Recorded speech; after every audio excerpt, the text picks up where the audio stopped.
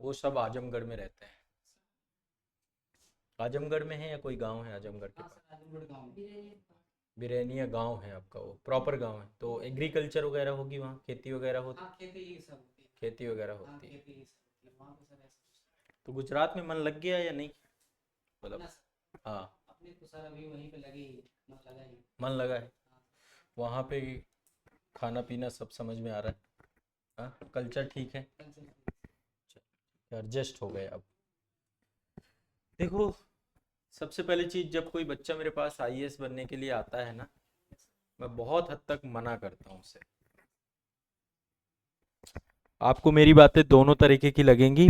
पहले मैं, चूंकि देखो ये एक बड़ा टारगेट है, बड़ा एग्ज़ाम है, ऑल इंडिया लेवल का एग्ज़ाम है, तैयारी करना चाहिए। मैं नहीं कहता कि तैयारी मत करो, लेकिन मैं काफ़ी हद तक इसलिए, क्योंकि ऐसा नहीं है कि आप नहीं कर पाओगे या नहीं कर सकते, इसलिए कि इसमें जितनी मेहनत करनी पड़ेगी, इसकी जो एलिजिबिलिटी है, क्या वो फुलफिल कर पाओगे आप कि नहीं कर पाओगे, मुद्दा ये है। जो आईएएस बनने के लिए हमारे अंदर योग्यता होनी चाहिए, क्या वो योग्यता हम हासिल कर पाएंगे या नहीं कर पाएंगे? यदि हासिल नहीं कर पाएंगे, अब ये, अभी मैं आपसे कुछ चीजें पूछूंगा, भी आप इस चीज को बिल्कुल पहले, या तो देखो एक चीज ये होती है, जैसे आमतौर पे होता क्या है कि आपने ये चीज सुनी कि आईएएस जैसा एग्जाम होता है, बड़ा एग्जाम है, ठीक है। आईएएस के अलावा पीसीएस के एग्जाम है, ये दोनों बड़े एग्जाम है, ये स्टेट लेवल का बड़ा एग्जाम है, ये आपका आईएएस का इंडिया लेवल का बड़ा एग्जाम है। अब इनमें, इनके लिए कुछ ना कुछ योग्यता चाहिए, इन एग्जाम को क्वालिफाई करने के लिए वो योग्यता आपको हासिल करनी पड़ेगी। आपको प्रीलिम्स देना है, फिर मेंस देना है, फिर इंटरव्यू देना है ना। ये पूरा एक क्या है, प्रोसेस है, इनका एक सिलेबस है। देखा ही होगा सिलेबस वगैरह, नहीं देखा कुछ भी? देखा है सिलेबस? पता है कि इसमें क्या क्या पूछा जाता है, क्या क्या सब्जेक्ट हैं? याद नहीं है लेकिन देखा है। देखा है, इसका भी देखा है क्या? यूपी पीसीएस वगैरह का इसका नहीं देखा, केवल इसका देखा है, बट वो भी याद नहीं है रफली, है ना। तो अब जो जो इसमें एलिजिबिलिटी चाहिए, क्या वो फुलफिल कर पाओगे, ये सबसे इंपॉर्टेंट चीज है। दूसरा क्या होता है, एज फैक्टर तो होता ही है। एज फैक्टर कैसे काम करता है, मतलब एक एक क्या होती है, हमारी एक एज होती है जिस एज में हमारी लर्निंग कैपेसिटी बहुत अच्छी होती है, मतलब हमें कोई भी चीज सिखाई जाए हम तैयार होते हैं उसको सीखने के लिए। एक एज ऐसी होती है, जैसे आप छोटे बच्चे को कुछ भी सिखाएंगे वो तैयार हो जाएगा सीखने के लिए। फिर हर एक क्लास का अपना एक मोमेंटम होता है। क्लास फर्स्ट का बच्चा, सेकंड का बच्चा, थर्ड का बच्चा, जब जैसे जैसे क्लास आपकी बढ़ती जाती है, 10th में आते हो, 12th में आते हो, तो वो समय की लर्निंग कैपेसिटी उस एज के अकॉर्डिंग है। आपकी एज का फैक्टर भी यहाँ पे वर्क करेगा। देखो ये चीजें कोई बताएगा नहीं, मेरी बातें ध्यान से सुनना है। ये फैक्टर, अब आपकी एज हो चुकी है 32, चूंकि ओबीसी कैटेगरी है तो अभी आप एग्जाम दे सकते हो। अभी तक आप इस एग्जाम के बारे में कुछ सोचा ही नहीं, अभी आपको सिलेबस ही नहीं पता है, अभी आपने इसका सिलेबस पढ़ना ही नहीं चालू किया, तो इस एज में आ करके आप वो योग्यता हासिल कर सकते हो, इसमें कोई दोहराए नहीं है। लेकिन ये है श्रम साध्य, ये इतना आसान नहीं होने वाला, ये बहुत जटिल है, ठीक है, बहुत डबल ट्रिपल मेहनत करनी पड़ेगी, ठीक है। अब मैं यहाँ पे तीन चार चीजें बता रहा हूं। आईएएस की तैयारी यदि आप कर रहे हो, सबसे बड़ा फैक्टर जो आपका है, जो मैं सबसे पहले डिस्कस करूंगा आपसे, पहला फैक्टर है सी सेट। मैं जीएस की तरफ जाऊंगा नहीं। बच्चों को क्या लगता है आईएएस का एग्जाम का मतलब हिस्ट्री, पॉलिटी, ज्योग्राफी, इकोनॉमी, ये सब कुछ है, जीएस ही है। जीएस से नंबर भाई, ठीक है, जीएस के नंबर जुड़ते हैं, लेकिन सी सेट क्वालिफाई करना पड़ेगा। क्या आपको मैथ और रीजनिंग में आपकी डीप कमांड है? मैं जीएस में बाद में जाऊंगा। मैथ कैसी? मैथ कमजोर है। रीजनिंग में कितनी, कौन सी रीजनिंग अच्छी है? यूपीएससी का देखा है सी सेट का पेपर? ठीक है, देखा है, हल किया है? केवल देखा है, हल भी किया है? देखा, देखने से तो चीजें आसान लगती हैं, हल करने से, मतलब ये समझिए, जो चीज मैं चाहता हूं, अभी आप जैसे प्रिपरेशन करना चालू करोगे, 1 साल प्रिपरेशन की, 2 साल प्रिपरेशन की, 3 साल प्रिपरेशन की आपने, ठीक है, और पता चला कि यार ये तो मेरे बस का ही नहीं है, आपका टाइम निकल गया, उस चीज को हम पहले डायग्नोस कर लें, या तो फिर पहले से पता करके चलो कि क्या क्या चीजें मजबूत करनी है। दूसरा सेगमेंट है इंग्लिश। इंग्लिश का एक पेपर होता है 300 नंबर का मेंस में, वो भी आपको देना है। एक हिंदी का भी, इनके नंबर नहीं जुड़ते, इसके भी नंबर नहीं जुड़ते, इसके भी नंबर नहीं जुड़ते। एक हिंदी का पेपर होता है 300 नंबर का, उसका भी नंबर नहीं जुड़ता है। पर ये सब क्वालिफाई करना है, ये प्री में क्वालिफाई करना है, ये मेंस में क्वालिफाई करना है। फिर जीएस के 4 पेपर हैं और एक ऑप्शनल का पेपर है। ये सब पेपर हैं। यदि ये सब पेपर आप जो है, आपको लगता है कि भाई मैं इंग्लिश अपनी इतनी अच्छी कर लूंगी, इसमें लाने 25% मार्क्स ही होते हैं, यानी 75 नंबर ही लाने होते हैं, लेकिन 75 नंबर लाने में आपको इंग्लिश पूरी अच्छे से आनी चाहिए। देखा ही नहीं पेपर, देखना है। इंग्लिश में प्रेसी राइटिंग आता है, कंप्रीहेंशन आता है, ट्रांसलेशन आता है, एक्टिव पैसिव आता है, डायरेक्ट इनडायरेक्ट आता है, पूरे आपके पास वोकैबुलरी होना चाहिए, मतलब पेपर बढ़िया आता है, स्टैंडर्ड लेवल का। कर लेंगी, इंग्लिश अच्छी है आपकी। ये सब पहले देखना है, तैयारी करने से पहले एग्जाम के हर एक स्टेप को देखता है। बच्चा क्या करता है, बच्चा आएगा, उसको दिमाग में केवल ये बैठा हुआ है कि जीएस का एक पेपर होता है, उसी के नंबर जुड़ते हैं, मैं क्यों ना केवल जीएस की प्रिपरेशन कर लूं, काम हो जाएगा। हिस्ट्री पढ़ लूं, पॉलिटी पढ़ लूं, उसी में 2 साल 3 साल लगा देता है। ज्योग्राफी पढ़ लूं, जब इनसे उसका टक्कर होता है, जब ये आके उसके सामने खड़े होते हैं, तो फिर उसे लगता है कि यार शायद ये मेरे लिए एग्जाम नहीं बना है। तो इसलिए सबसे पहले ये वाले पेपर आपको देखने चाहिए, इनका सिलेबस देखना चाहिए। सबसे पहला काम है यूपीएससी का सिलेबस, वो देखना, फिर इसकी जर्नी में आगे बढ़ना। मैं बिल्कुल नहीं कह रहा हूं, मैं बार बार ये बोल रहा हूं कि आपका सिलेक्शन हो जाएगा। हर सामान्य बच्चा जो है तैयारी 0 से चालू करता है, लेकिन ये सब योग्यता हासिल करने के बाद। एक बात बताइए हम्म कि मतलब वो तो आईएएस का एग्जाम देना है, तो जो बुक पढ़ेंगे उसमें आईएएस का सिलेबस दिया रहेगा, तो फिर आईडी सिलेबस कोई भी किताब आईएएस के लिए नहीं लिखी गई है।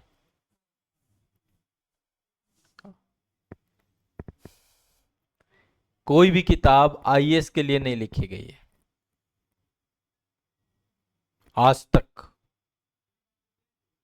उसके सिलेबस से जुड़ी हुई किताबें आपको मिलेंगी। जैसे मान लीजिए पॉलिटी पढ़ रही हैं आप, पॉलिटी में ठीक है हमारे पास एक डीडी बसु की किताब आती है, एक लक्ष्मीकांत की किताब आती है, बट वो किताब जो है ना, आपको ये नहीं है कि उसमें आपको पॉलिटी समझ में आ जाएगी।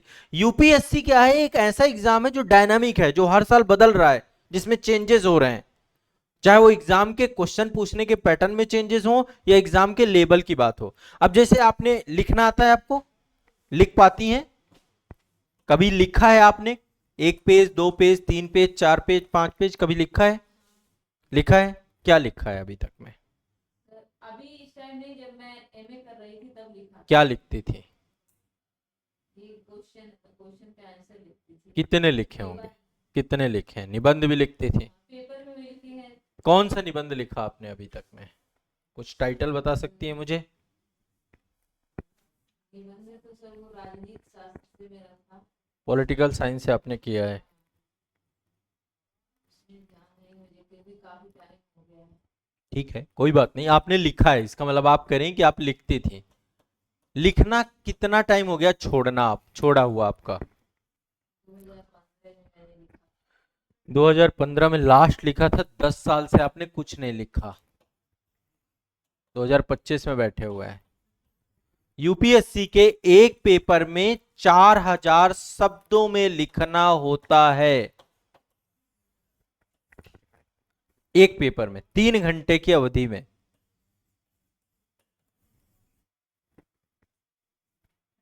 ये राइटिंग स्पीड चाहिए हमें, ये राइटिंग स्पीड डेवलप करनी पड़ेगी 1 साल के अंदर अंदर। पॉसिबल है, किया जा सकता है। 4000 शब्द तो ज्यादा हैं, 3200 से 3500 शब्द 3 घंटे में लिखे जा सकते हैं, यदि हमने थोड़ा सा एफर्ट कर लिया, कंप्लीट कर लिया तो। देखो मैं डिफिकल्टी बता रहा हूं। एक तरीका ये था कि आप मेरे पास आए, 1 मिनट लगा, अरे कोई दिक्कत नहीं है, आप तो कर सकते हो, आपका हो जाएगा, आप एक काम करो, लो ये कोर्स ले लो, ये ज्वाइन कर लो, ये पढ़ लो, खत्म बात। 4 किताबें बता दी और आपको भेज दिया। आपने क्या किया, फीस दिया, ये दिया, वो दिया, और आप यहां पे आए हो, तो इसका मतलब है पहले आप रियलिटी समझो, सच्चाई समझो। सच्चाई दूसरे तरीके की होती है। उत्तर प्रदेश छोड़ के जब गुजरात गए थे तो कुछ तो रियलिटी पता चली होगी ना, कि अपना क्षेत्र छोड़ के दूसरे क्षेत्र में जाना कितना आसान होता है, कितना कठिन होता है। लेकिन वो कठिनाई किसी ने बताई नहीं, वो पेन आपने झेला, आपने महसूस किया उस मोमेंटम को।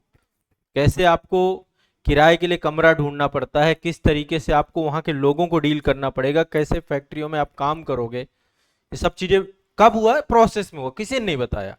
कोई अच्छा शुरू में ही आपको सच्चाई बता दे कि यार यहाँ पे ये काम करने जा रहे हो और ये काम इतना आसानी से नहीं होगा, हो सकता है आप वो कर जाओ। तो मैं आपको शुरू में एक सच्चाई बता रहा हूं कि एग्जाम इतना आसान है नहीं जितना हमें लोगों को देख करके लगता है। यदि शुरू से आप में मेहनत करने का मादा है, आप ये सारे फैक्टर क्लियर कर ले जाएंगे कि आप सी सेट अच्छा कर लेंगी अपना, आप अपना जीएस भी अच्छा करेंगी, आप अपनी आंसर राइटिंग स्पीड अच्छा बनाएंगी। आप यूपीएससी के प्रीवियस ईयर क्वेश्चन पेपर देखिए, पिछले 2 4 6 साल 10 साल के प्रीलिम्स के, मेंस के, उनको देखकर आप कैसा कंफर्ट फील कर रही हैं।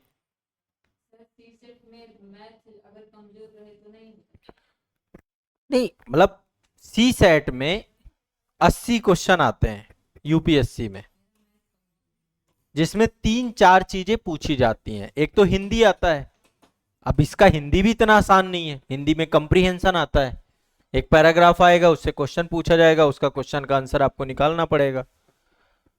तो आपका यदि मैथ अच्छा नहीं है तो क्या कंप्रीहेंशन बहुत अच्छा है आपका? फिर रीजनिंग भी इतनी आसान लेवल की नहीं होती है।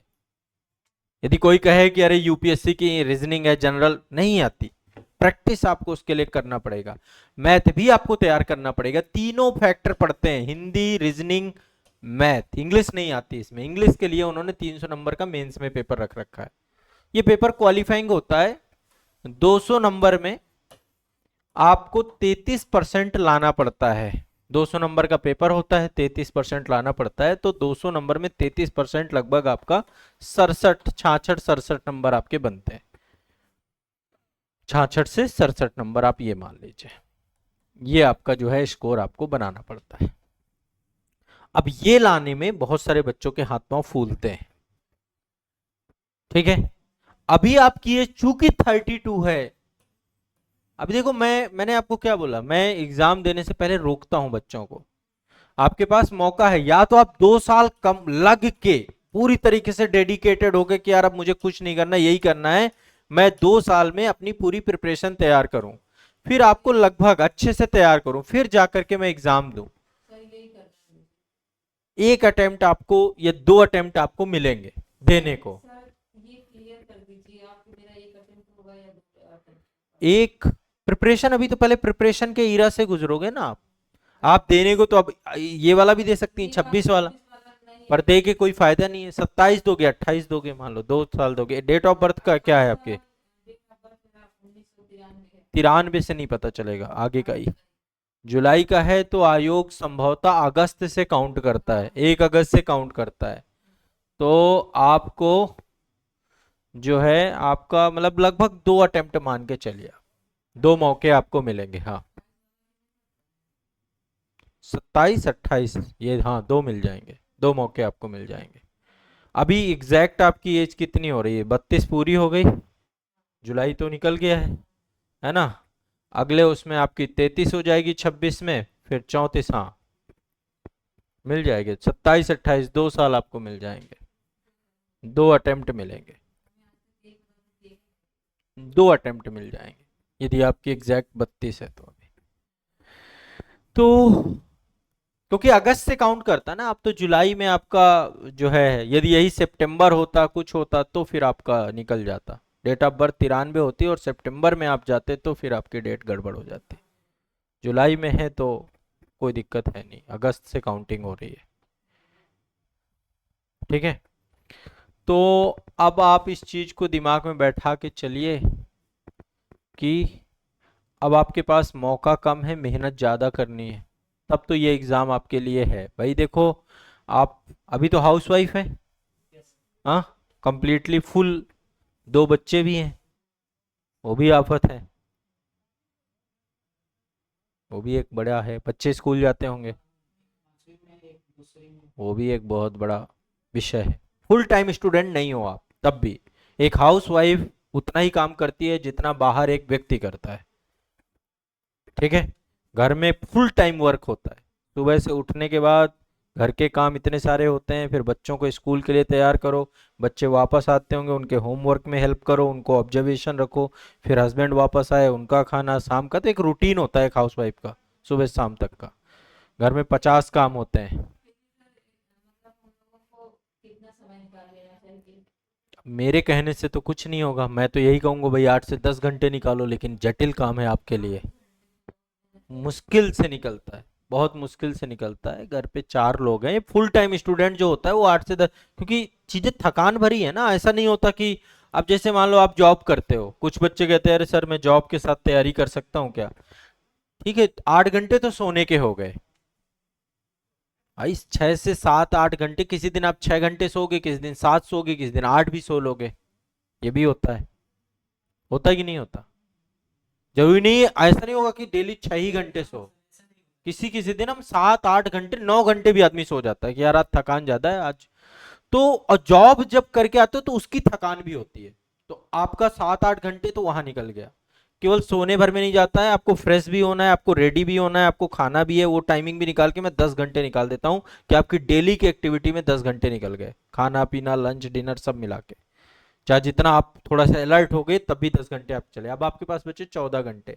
14 में यदि आप जॉब कर रहे हो, मैं हाउस वाइफ को भी जॉब में काउंट करता हूँ, मैं उसको नॉन पेड जॉब बोलता हूँ कि पैसा नहीं मिलता लेकिन वो प्रॉपर जॉब है। अब आप कितना भी कट करो अपने टाइम को, कितना भी कट करो, आप किसी भी जॉब में 8 घंटे का टाइम देते हो आइडियली, ठीक है। कहीं कहीं तो ओवर टाइम भी होता है, बहुत सारी चीजें होती हैं। अब हम 14 में से 8 हटा देते हैं तो 6 घंटे बचे हमारे पास। अब वो 6 घंटे में यदि हम डिसिप्लिन मेंटेन कर पाए तो हम पढ़ जाएंगे। डिसिप्लिन, वो भी डिसिप्लिन, क्योंकि वो 6 8 घंटे की जो थकान होती है ना, वो थकान भी आपको कहीं ना कहीं पे, अब मान लो अभी खाना बना के आ पाए, आने के बाद लगता है यार थोड़ा सा मैं क्या करता हूँ शॉर्ट्स देख लेता हूँ, थोड़ा सा मोबाइल का जैसे ही आपने हिस्सा बनाया, अब पता चला आपका कब आधा घंटा 1 घंटा निकल गया, खत्म। फिर दिन में भी सोने का एक रहता है कि यार चलो मैं आधे घंटे सो ही लेता हूँ, सब चले गए हैं चलो अब डिस्टर्ब, या किसी का फोन ही आ गया। अब चूंकि आप एक, आपकी लाइफ कहाँ से जुड़ी है, 2 जगह से कनेक्शन है, एक ससुराल पक्ष से भी कनेक्शन है, एक मायके से भी है, ठीक है। उधर से भी कुछ ना कुछ मसाला आता है, उसका भी आप हिस्सा बनते हो, कभी अच्छी बातें आएंगी कभी बुरी बातें आएंगी, वो भी डिस्टर्ब कर, वो डेली का एक कनेक्शन है, आपको बात करनी ही करनी है। और वहां से कोई भी पिन अप आ गया, कोई भी पंच लगा, वो पंच आपको इफेक्ट करेगा आपकी प्रिपरेशन में, सामने वालों को कोई मतलब नहीं आप क्या कर रहे हो, कैसे लाइफ को वो कर रहे हो। तो मेरा आप बात समझिएगा, एक्चुअल में ओवरऑल आपके पास टाइम 6 घंटे का निकल रहा है, 6 घंटे का टाइम निकल रहा है, वो भी जब डिसिप्लिन आप इसमें मेंटेन कर गए तब ही आपके पास 6 घंटे हैं, वो भी टुकड़ों में निकलेगा, ऐसा नहीं मिलेगा कि एक साथ आपको 6 घंटे मिल गए। हो सकता है हस्बैंड जॉब चले गए, वाइफ और बच्चे आपके स्कूल चले गए, वो वाला टेन्योर आपको पूरा मिल जाए, बट उसमें यदि आपने थोड़ा भी हिला हवाली की फिर आपका टाइम वो भी उड़ जाएगा। और उस टाइम को आप यूटिलाइज आमतौर पे घर पे फोन करने पे आदमी करता है, थोड़ा रिलैक्स करने पे करता है, सोने में करता है, उन सब पे हम यूज करते हैं। बात करते हुए किसी से बात नहीं करती, अच्छी बात है, बहुत अच्छी बात है, मम्मी से कर लेती हूँ, मम्मी से कर लेती हैं, कभी कभी तो नहीं होता होगा, सिस्टर है, सिस्टर भी है, हाँ उससे भी होती होंगी, वो तो बहुत दिन के बाद कभी कर देती कभी कभी हो जाए। भाई हैं, क्योंकि मैंने सबको बता दिया कि मेरे पास टाइम है। भाई हैं, भाभियां हैं, भाभियां भी होंगी, हाँ, नहीं, भाभी है, एक भाभी भी है और एक संभव नहीं है, कुछ ना कुछ तो सोशलाइजेशन है, सास है ससुर हैं, इनके भी हाल चाल आप लोगे। मतलब देखो ये रफली कोई काउंट नहीं करता, बट मेरा मानना है कि ये सब इम्पैक्ट करते हैं हमारी लाइफ में, आता है। अब ये चीज जैसे अब आपकी शादी नहीं हुई होती, आप समझना, आप भी समझना, आप भी समझना, आप बहुत फ्री होते हो अपनी लाइफ में, फ्री होते हो कंप्लीटली, अब आप फ्री नहीं हो, अब आपकी लाइफ में 3 चीजें एक साथ चल रही हैं। और एक चीज और बता रहा हूं, आपके बच्चे को कोई लेना देना नहीं है कि आप डीएम बनोगे कि एसडीएम बनोगे, बच्चे को चाहिए उसकी केवल माँ, बच्चे को चाहिए उसका बाप, उसकी जरूरतें पूरा करो, उसके साथ खेलो, उसके साथ वो करो। अब बच्चे आपके वहां पे आस पड़ोस, उनको खेलना चाहिए, खेलने में वो शरारत भी करेंगे, आवाज भी, सब कुछ करेंगे। अब आप इरिटेट हो गए, आपको लगेगा यार मैं तो डीएम बनने जा रहा हूँ, ये तो बनने नहीं दे रहा, ये भी बाधक बन रहा है मेरे जीवन में।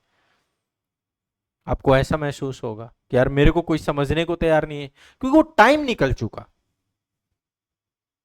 वो समय चला जा चुका। अब आपको अपने परिवार को, अपने, अब कहां, मतलब ये टाइम था सेटलमेंट हो जाने का कंप्लीटली, यहां से लाइफ शुरू करने का टाइम नहीं था, ये था कंप्लीट सेटल हो गए हम अपनी लाइफ में, ये उसका टाइम था। मेरी बात समझ में आ रही कुछ, क्या कह रहा हूं मैं? हाँ, सच तो यही है, सच तो यही है। अब जब हम इस टाइम पे अपने आप को, पंख अपने खोलना चालू करते हैं कि चलो अब उड़ान भरते हैं, फिर हमें चारों तरफ की चीजें कुछ ना कुछ डिस्टर्ब भी होती हैं।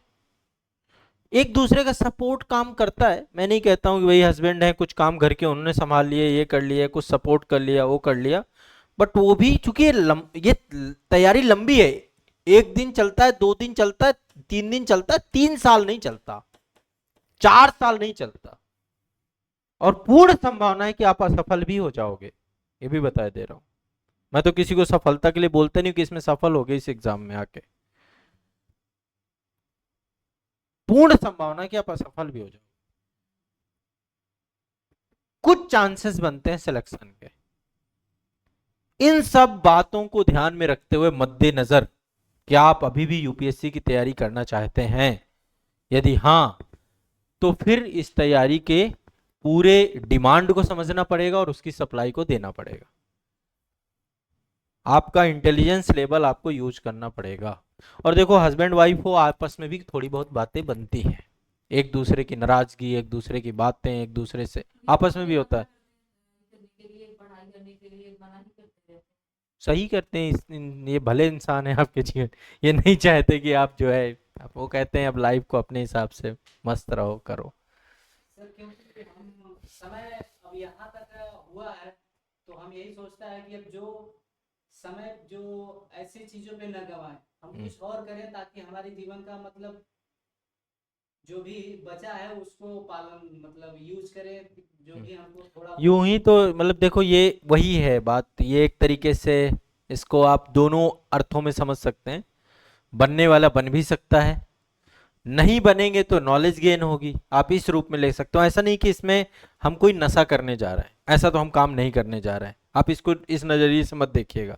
बट हाँ, इसमें सक्सेस के जो चांसेस हैं, वो सक्सेस के चांसेस 100% नहीं है, 1% है। ये भी क्लियर, बिल्कुल बहुत स्पष्ट बातें करो, कोई नहीं बताएगा आपको ये बातें, सब कहेंगे 100% गारंटी। मैं 99% असफलता की बात कहता हूं आईएएस और पीसीएस एग्जाम में। कैसे? उदाहरण देता हूं, 10 लाख लोग फॉर्म भरते हैं, 10 लाख फॉर्म भरे जाते हैं, 5 लाख एग्जामिनेशन हॉल पे जाते हैं, 5 लाख परीक्षा हॉल पे गए, 5 लाख में से प्रीलिम्स निकलता है। इस साल मान लो वैकेंसी आपकी 1000 वैकेंसी है, तो चुने लास्ट में कितने जाएंगे? 1000, आप यही मान लो, बस मैं सीधा सीधा आ जाता हूं। अब 10 लाख का 1000 कितना होता है, कितने परसेंट होता है, निकाल लो।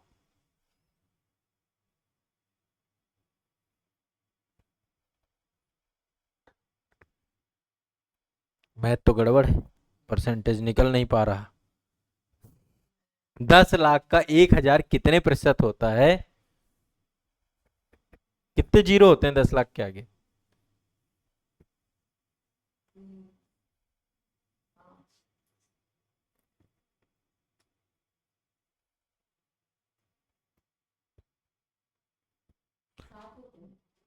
करोड़ पहुंच गए। निकालना बाप ये रेशियो। तो जो ये रेशियो है, ये रेशियो दिखाता है हमें कि हर साल पूरे के पूरे सिलेक्ट नहीं होते हैं। कई बार एक चरण, एक अटेम्प्ट में हो जाता है, कई बार दूसरे में हो जाता है, कोई तीसरे में हो जाता है, कोई चौथे में हो जाता है, कोई पांचवें में हो जाता है। मेरी बातें बुरी तो नहीं लग रही कि सर जो है आए और आते ही इन्होंने कहा कि यार आप तो सपना लेकर आए थे कि बिल्कुल प्यारी प्यारी बातें होंगी, कि अरे अरे आपका तो चेहरा आईएएस जैसा लगता है, अब आपका तो निकल ही जाएगा। मैं ये सब बातें नहीं करता हूँ, जनरली मैं पहले मना करता हूँ कि आप इस एग्जाम में, वीडियो देखे हैं, देख के ही मैं आई हूँ। अच्छा चलो, बहुत अच्छी बात है, दी आपने ऑलरेडी देख रखा है तो आप जानते होंगे मैं किस टाइप का पर्सन हूँ। मुझे बहुत स्पष्टता के साथ ये बोलने में कभी कोताही नहीं होती है कि ये एग्जाम में समय लगता है। समय आपके पास नहीं है। मैं आपको अल्टरनेटिव भी बताऊंगा कि विकल्प के तौर पे आपको क्या लेके चलना है, या ये एग्जाम कब निकलेगा आपका। आप तैयारी में कराऊंगा आपको, मैं नहीं कह रहा हूं तैयारी नहीं करेंगी, बट एक्चुअल में निकलेगा क्या आपका। हो सकता है ये भी निकल जाए, हो सकता है ये भी निकल जाए, लेकिन अभी आपके पास पीसीएस के लिए बहुत टाइम है, 45 साल तक का टाइम है। ओबीसी कैटेगरी से है ना, उसमें टाइम है आपके पास। टोटल अभी आपके पास इनफ समय है। यदि आप अभी से तैयारी चालू करोगे तो जाकर के 2 साल 3 साल 4 साल 5 साल, एक अटेम्प्ट 2 अटेम्प्ट 3 अटेम्प्ट तक का समय लगेगा जनरली। मेरा तो यही है कि मतलब ये जो मेरा 2 अटेम्प्ट बचा है इसको मैं आगे नहीं तक दो, मैं कब मना कर रहा हूँ कि आप ये, यदि आपने प्रण कर रखा है ठीक है भाई, संकल्प ले रखा है, सारी बात ठीक है, पर मुद्दा केवल संकल्प लेने से नहीं पूरा होगा। संकल्प तो हम ले लें कि मैं भारत का राष्ट्रपति बन जाऊं, मैं प्रधानमंत्री बन जाऊं, समझो बात को। उसके लिए हम ग्राउंड में वर्क क्या करेंगे, हमारा डेडिकेशन लेवल क्या होगा, हम किस रवैये के व्यक्ति हैं, ये हमें पता है। और आपको ये पता है कि यार स्ट्रगल है लाइफ में। ऐसा नहीं कि लाइफ में आपको कोई कुक आ रही है वो खाना बना के खिला रही है, आप ही को सब कुछ मैनेज करना है।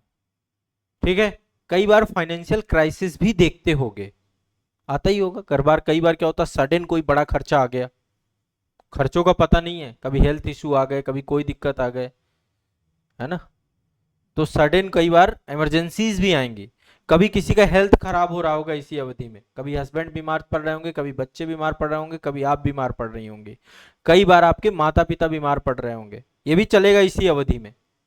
कई बार कोई शादी विवाह भी पड़ेगा। हाँ कुछ कह रहे हैं, प्रेजेंट टाइम में सर ये दवा कंटिन्यू है। किस चीज की। तो बड़ी बहुत खराब बीमारी है मुझे।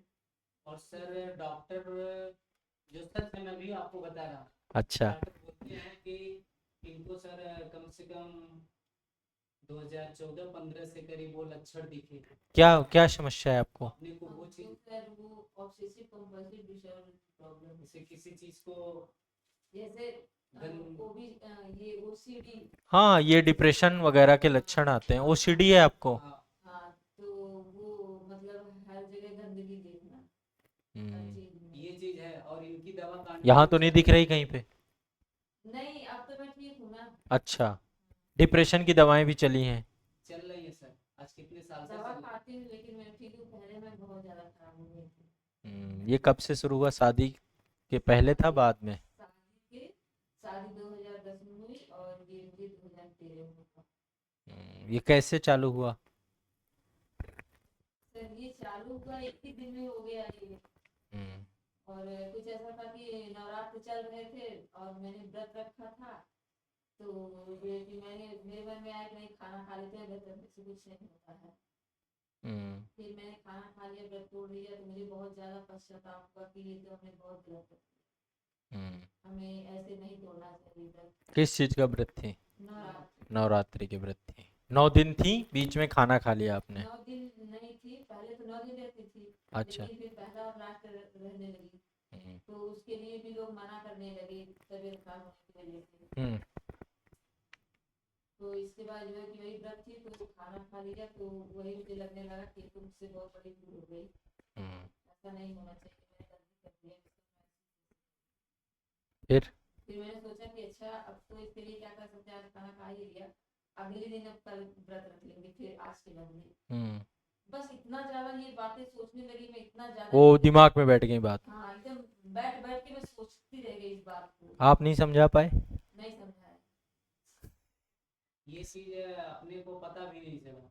अच्छा, इन्होंने बताया नहीं। नहीं मैं बताई नहीं हूँ, लेकिन अपने को वो चीज घर का समझ में नहीं माहौल आई। सर थोड़ा अपने अकॉर्डिंग नहीं था, अपने को फिट नहीं बैठ रहा था।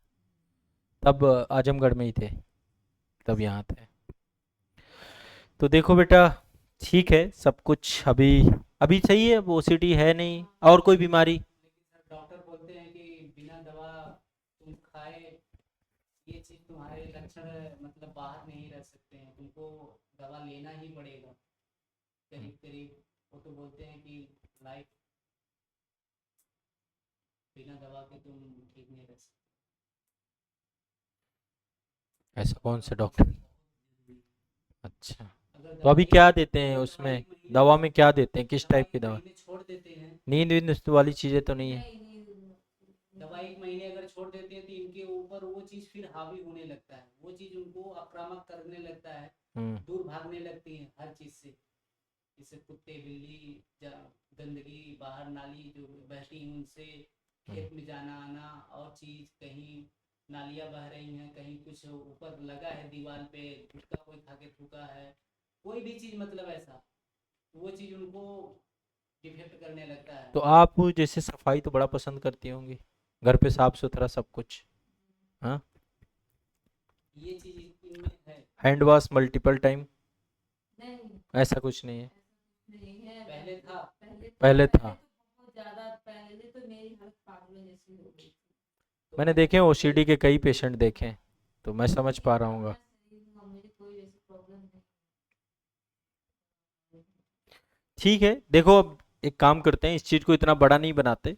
यदि आप पढ़ना चाहते हो, मैं अभी इसको इस रूप में ले रहा हूँ, पढ़ने के संदर्भ में ले रहा हूँ, क्योंकि देखो कोई चीज़ को बहुत ज़्यादा हावी नहीं होने देना अपने साथ, ठीक है ना?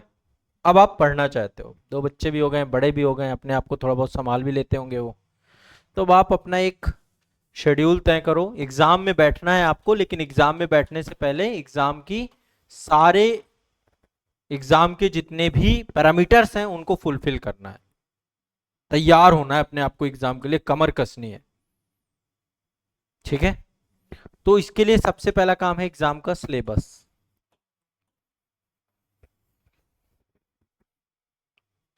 सिलेबस पूरा कंप्लीट करना है।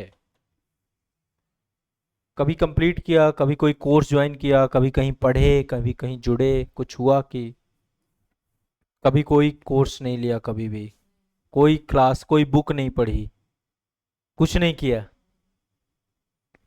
की बीमारी में मैंने अब ये सब कुछ फर्स्ट टाइम होगा। 2013 से ही मैं बीमारी में चली गई, और सबसे मेरा वही हाल चलता रहा। अब जाके मैं ठीक हुई, तो अब मैं सोच पा रही हूँ मुझे कुछ करना चाहिए। मैं बीच में सोच ही नहीं पाई थी। सोच पाई थी, मैं सोचती थी कि मुझे कुछ करना है, लेकिन इतना ज्यादा मैं तंग थी उस टाइम। कोई बात नहीं, अब एक काम करते हैं एग्जाम का। अभी सबसे पहले तो देखो, आपको बुक्स आपको लेनी होंगी। ली हैं क्या बुक्स? यहाँ से एनसीईआरटी की बुक मंगाई। केवल एनसीईआरटी के है आपके पास, ठीक है। इसके बाद आपको कोर्स ज्वाइन करना पड़ेगा। क्यों मैं कह रहा हूं ये दोनों चीजें क्यों होनी चाहिए आपके पास, जिससे आप एक सिस्टमेटिक तरीके से अपना सिलेबस कंप्लीट करो एग्जाम के लेवल का। देखो तैयारी भर से कुछ नहीं होगा, पहला काम है, पहला चरण है अब आपको एक मोमेंटम में आना, एक शेड्यूल तय करना, एक शेड्यूल में आना, एक सीक्वेंस में आना। पहला मोमेंटम ये रहेगा आपका। 2 महीने 3 महीने किसी भी काम को जब हम शुरू करते हैं तो उसका मोमेंटम तय करने में टाइम लगता है, उसको एक्सेप्ट करने में टाइम लगता है कि अच्छा मेरा ये दिनचर्या, ये शेड्यूल है, इस शेड्यूल के हिसाब से मैं अपने आप को सेट करूं। और इसके बाद आपका धीरे धीरे धीरे धीरे करके सिलेबस कंप्लीट होना शुरू हो जाएगा। आप एक एक सब्जेक्ट पढ़ना चालू करोगे और उसकी साथ में किताबें भी लेकर के उनको पढ़ना चालू करोगे। क्लास करोगे, किताबें पढ़ोगे, क्लास करोगे, किताबें पढ़ोगे, साथ साथ नोट्स बनाओगे। ये एक मोमेंटम आपका चालू होगा जो भी टाइम मिलता है। अभी कोई टाइम बाउंडेशन मत करना, 1 घंटे 2 घंटे 3 घंटे 4 घंटे 5 घंटे जितना मैक्सिमम दे पाओ आप। ऐसा मत करना शुरू में कि शुरू में अचानक से बैठ गए 10-10 घंटे पढ़ लिए, नहीं। शुरुआत में एक मोमेंटम लाना है। जैसे गाड़ी जब हम स्टार्ट करते हैं पहला गियर डालते हैं, पहला गियर मतलब वो मोमेंटम में आए, गति में आए, फिर दूसरा डालते हैं, फिर तीसरा, फिर गति बढ़ाते हैं। 1 महीने में एक मोमेंटम आ जाएगा आपकी पढ़ाई का, जो क्योंकि अब आप क्या है, ऐसा तो है नहीं कि आप बिल्कुल पढ़ ही रहे हो लगातार। अभी ग्रेजुएशन खत्म हुआ, आप तुरंत प्रिपरेशन में आ गए, है ना? अभी तो आपका मोमेंटम छूटा हुआ है। 2015 से पहले कुछ लिखा नहीं, बाद में, ठीक है? तो अभी आपको एक मोमेंटम में आना है, कुछ लिखना चालू करेंगी, जो जो भाई वो सब क्लास में लिखवाया जाएगा, नोट्स बनवाए जाएंगे, ठीक है? तो आप एक मोमेंटम में आओगे, सिलेबस के अकॉर्डिंग आपका सारा कुछ पढ़ाना आपको शुरू किया जाएगा, ठीक है? तो वो चीजें चालू करने के बाद धीरे धीरे धीरे धीरे धीरे धीरे आपको चीजें समझ में आनी चालू होंगी। क्योंकि यूपीएससी की तैयारी क्या है, बहुत डायनेमिक है, आपको देश दुनिया सब कुछ समझ में आने लग जाएगा। थोड़ा बिजी हो जाओगे आप अपने लाइफ में, पॉलिटी पढ़ रहे हो, हिस्ट्री पढ़ रहे हो, आईआर पढ़ रहे हो, आनंद आने लग जाएगा। थोड़ा सा जो स्पीच में दूरियां बढ़ानी है, एक तो दूरियां बिल्कुल से उनके साथ बनानी पड़ेगी। एक तो मोबाइल की जितनी भी सोशल नेटवर्किंग साइट हो, फेसबुक, व्हाट्सएप, इंस्टाग्राम, मैं कुछ नहीं चलाती। नहीं चलाती, बहुत अच्छा है। चलाती हैं, बंद कर देना है। शॉर्ट्स वीडियो में भी नहीं जाना है, नहीं चलाती। शॉर्ट्स भी नहीं देखने। यूट्यूब पे भी हैं तो शॉर्ट्स नहीं देखने, हम्म, ठीक है। आप मोबाइल से यदि अपने आप को थोड़ा सा, बाकी पूरा का पूरा जो भी टाइम है एक शेड्यूल करिए बच्चों के लिए। क्या, क्योंकि बच्चे, देखो मैं आपको फिर से बता रहा हूं, बच्चों को कोई मतलब नहीं कि आप क्या कर रहे हो। बच्चों को मतलब है भाई मेरी डिमांड पूरी करो। वो आप अपने सपने नहीं खत्म कर सकते, और ये आपके सपने हैं। तो आप केवल अभी पढ़ने के मोमेंटम से स्टार्ट करो। जब एक एक चीज पढ़ना चालू करोगे, धीरे धीरे चीजें समझ में आएंगी आपको, और जब धीरे धीरे चीजें समझ में आएंगी, फिर धीरे धीरे धीरे धीरे आप में एक इंटेलिजेंस डेवलप होगा। और फिर एक दो बार हमारी बातचीत होगी। अब जैसे मैं अचानक से या तो आपको एक कंप्लीट सब कुछ बता डालूं, या तो ये हो सकता है कि फिर 3-4 महीने बाद आप मिलो, फिर 3-4 महीने बाद आके मिलो, फिर 3-4 महीने बाद आके मिलो। मेरी एक किताब है शून्य से शिखर तक, वो किताब मैं आपको उपलब्ध कराऊंगा, ठीक है। वो किताब को पर डे एक चैप्टर उसका पढ़ना है। वो यूपीएससी आईएएस के बच्चे के लिए ही लिखी गई है वो किताब। तो उससे क्या होगा, डेली एक ब्रेन वायरिंग बनेगी, वो सोच डेवलप होगी, कैसे सिविल सर्विसेज के स्टूडेंट सोचते हैं, क्या होता है आईएएस का एग्जाम, कैसे आईएएस, उसमें हर बात लिखी है। एक एक चैप्टर में हर चीज मिलेगी आपको। आपका इंटेलिजेंस लेवल बढ़ेगा। और यहाँ पे भी क्या होगा, जब आप एक सब्जेक्ट पढ़ोगे, मान लो आप जब क्लास करोगे तो पॉलिटी पढ़ रहे हो, आईआर पढ़ रहे हो, तो आपको देश की और इंटरनेशनल लेवल की एक समझ डेवलप होनी चालू होगी। इकोनॉमी पढ़ोगे, इकोनॉमी की समझ, हिस्ट्री पढ़ोगे, भारत का इतिहास पढ़ता चलेगा। तो आप एक सेगमेंटेड वे में आप चीजें पढ़ना स्टार्ट करोगे। और जब वो चीजें करना चालू करोगे तो एक मोमेंटम आपके जीवन में ऐसा आएगा कि जब आप सिलेक्शन वाले मोमेंट में चले जाओगे, उसमें टाइम लगे। पहले एक एक करके पढ़ो। अब अचानक से ये नहीं मैं आपको कि पूरी स्ट्रेटजी इस महीने ये खत्म कर लो, इस महीने ये खत्म करके, नहीं, पहले शुरुआत करो। और शुरुआत जब आपकी हो जाए, अब चूंकि अब आप यहाँ पे डिस्टेंस में हो, अब आपको आना नहीं है, गूगल मीट सेशन होंगे। गूगल मीट का मतलब है ऑनलाइन ही मैं आपके साथ जुड़ जाऊंगा वीडियो कॉल में, गूगल के माध्यम से। उससे हमारा वहां पे जो भी आपका चल रहा होगा प्रोग्रेस रिपोर्ट में, प्रोग्रेस आपकी करवाता जाऊंगा। आपने कहा सर मैंने ये चीज पढ़ ली है, ठीक है, अब इस पे आंसर राइटिंग कर रही हूँ, कॉपी चेक करूंगा, सब चीजें वहां पे होंगी। तो एक मोमेंटम से चालू करना है। इसको बहुत ज्यादा हावी करके नहीं चलना कि अरे मुझे आईएएस बनना ही है, मुझे पढ़ना है, अपने नॉलेज को अपग्रेड करना है। इस मोमेंटम से स्टार्ट करना, ठीक है। बहुत ज्यादा किसी भी चीज को हावी नहीं होना है, बहुत ज्यादा बस पागलपन सा कर देना उसको लेकर के। एक शुरुआत करनी होती है और उस शुरुआत में आगे बढ़ते रहना होता है। कोई भी काम, कोई भी चीज चाहिए आपको, मुझे आप बताओ कि सर मुझे ये चीज चाहिए, बस वो चीज शुरू कर दो और फिर रुको मत।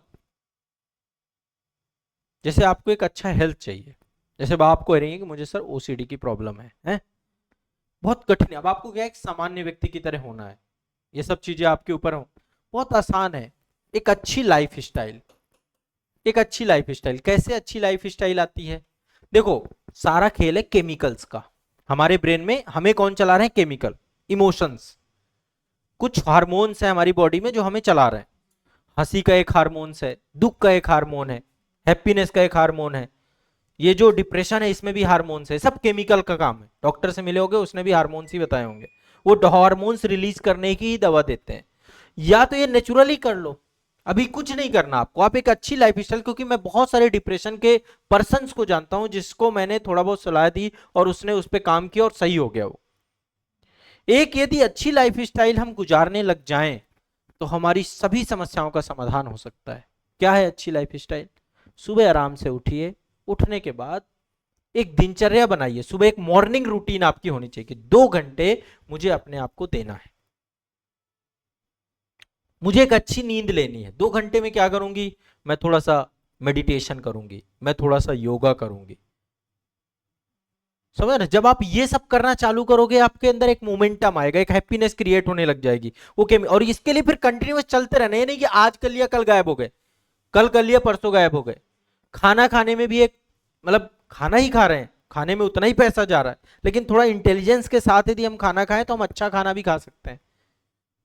क्या मेरे लिए सही है, क्या चीज मेरे लिए बुरी है। यदि इसका इंटेलिजेंस हमारे अंदर डेवलप हो जाए तो हम फिर गलत चीज को पकड़ेंगे ही नहीं। बाहर की चीजें अवॉइड करनी है, घर में बनी हुई चीजें खानी है, फल फ्रूट खाना है, बहुत सामान्य चीजें हैं। बट क्या है, हम कई बार गलतियां करते हैं। तो थोड़ा सा यदि आप अपने लाइफ स्टाइल पे काम कर लग जाओ, आपकी बीमारी आपकी सही, आपका हेल्थ ओके हो जाएगा, नेचुरली आप फिट हो सकते हो। वही चीज पढ़ाई के साथ है।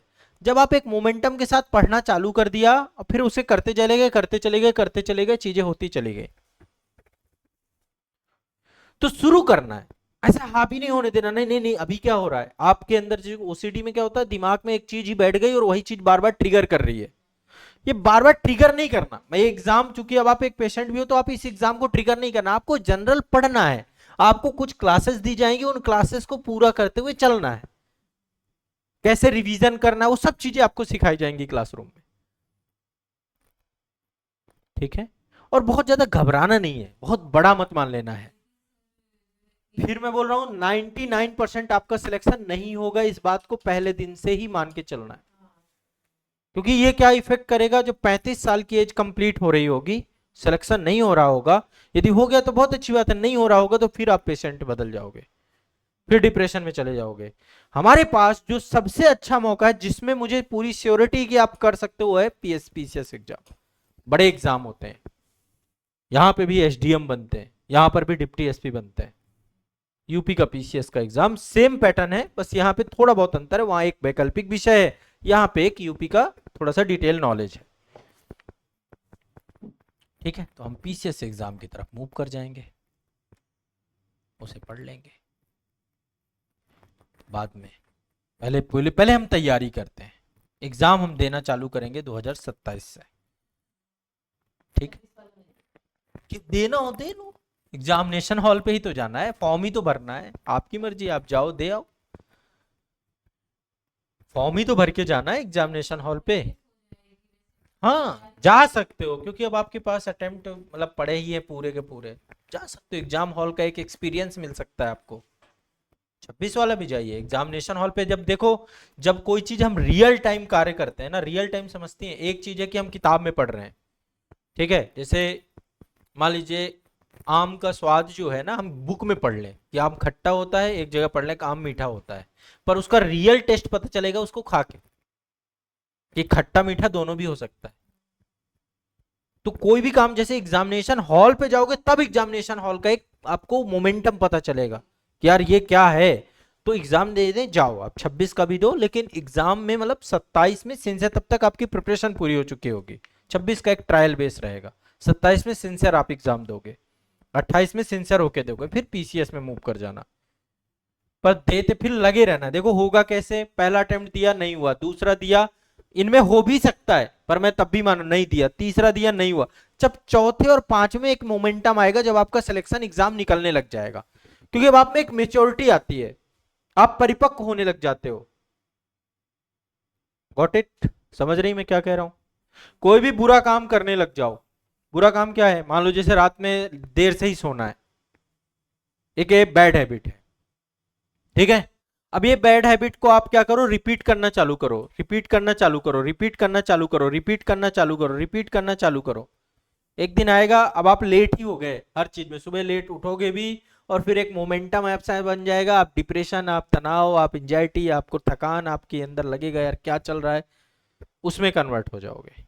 और वही अभी एक हैबिट बना लो सुबह जल्दी उठने की, 4 नए अच्छे काम करने लग जाओगे। आप में मेडिटेशन भी करने लग जाओगे, योगा भी करने लग जाओगे, हेल्दी भी रहने लग जाओगे, पूरा दिन एक्टिव रहने लग जाओगे। लेकिन जल्दी उठोगे तब जब जल्दी सोओगे। मतलब हर चीज का एक तरीका है, यदि आप उस तरीके में अच्छी चीजों को फॉलो करोगे तो अच्छे हो जाओगे, बुरी चीजों वैसे ही पढ़ना स्टार्ट करना, और फिर डेली पढ़ना, फिर धीरे धीरे। अभी मैं कह दूंगा 10 घंटे डेली पढ़ना चाहिए, नहीं पढ़ पाए तब, नहीं पढ़ पाए तब क्या होगा, कभी पढ़ के फिर आप एंजाइटी, डिप्रेशन, 4 दिन पढ़े, 4 यार मैं तो पढ़ ही नहीं पा रहा हूं, मैं तो हो ही नहीं पा रहा हूं इस, हाँ होता है इंडिसन। होगा। अभी सिर्फ पढ़ना है, 1 घंटा हो गया तो ठीक है, 2 घंटा हो गया ठीक है, 3 घंटा हो गया तो ठीक है, अच्छा है, सही चल रहा है, छूटना नहीं चाहिए। ब्रश डेली करते हैं ना, कभी टाइम लगा के ब्रश किया है कि मैं 10 मिनट 15 मिनट 1 घंटे ब्रश ही करना है? ये तो होता नहीं है। हाँ हमने आज ब्रश कर लिया, कभी हम 30 सेकंड करते हैं, कभी 1 मिनट कर लेते हैं, कभी 2 मिनट कर लेते हैं, कभी टाइमिंग नहीं लगाया, बट हमने वो काम किया। फ्रेश डेली होते हैं, नहाना कभी टाइमर लगा के नहाया है, पर डेली हुआ।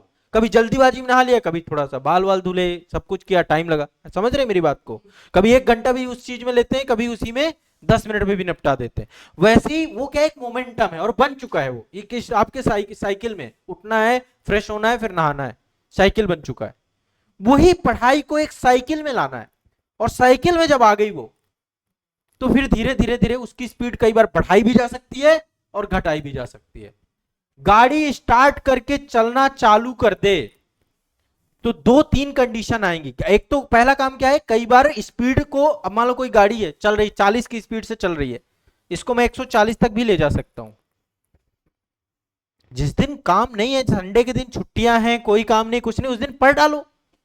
जिस दिन ब्रेक लग रहे हैं थोड़े बहुत ब्रेक लगाओ, पर थोड़ा बहुत पढ़ो।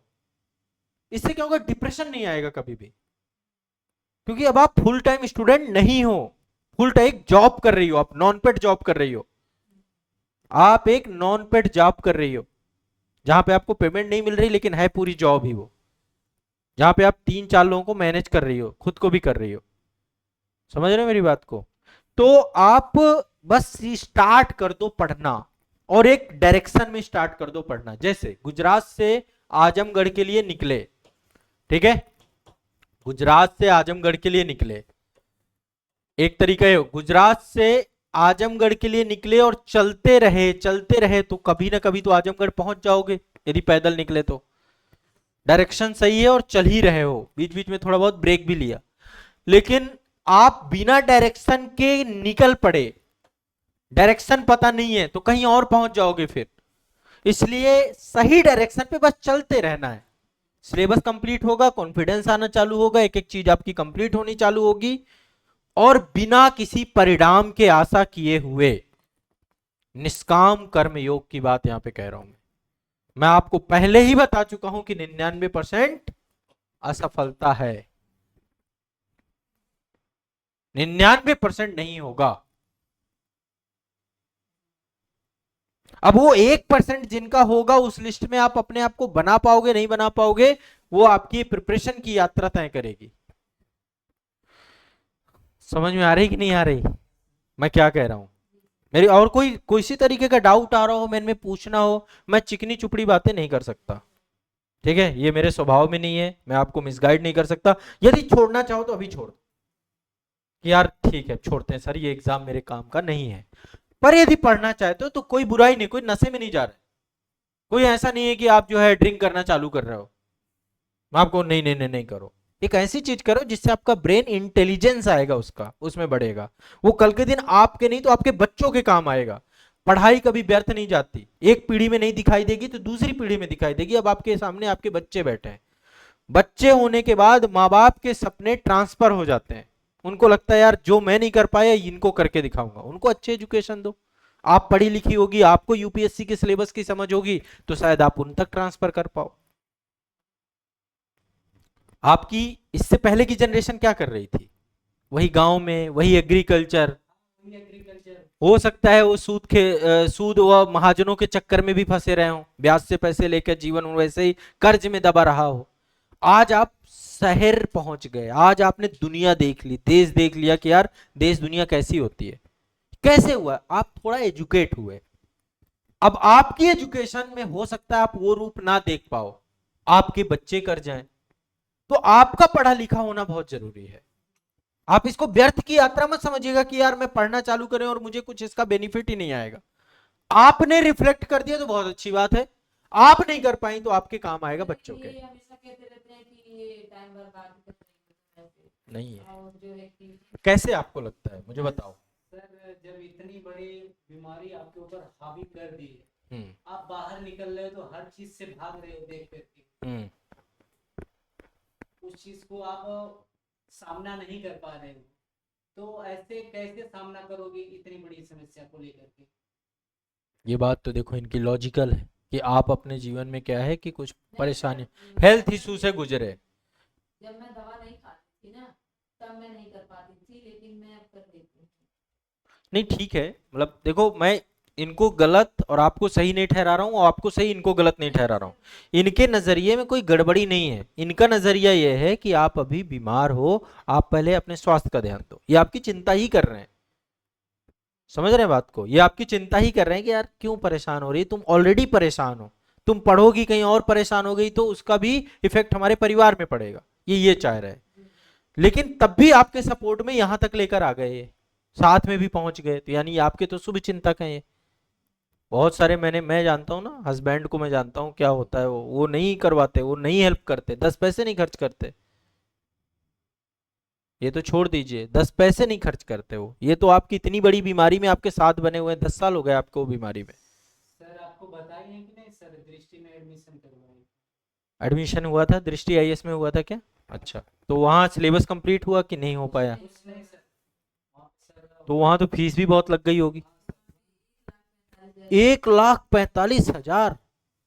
डायरेक्ट अमाउंट भरना पड़ा। ओहो। वो भी सर 2019 और 20 में। कोविड से पहले? हाँ, कोविड में एग्जाम हुई। फिर क्लास ऑफलाइन के लिए गए थे क्या? आर्थिक स्थिति उतना अच्छी नहीं है सर। Okay okay.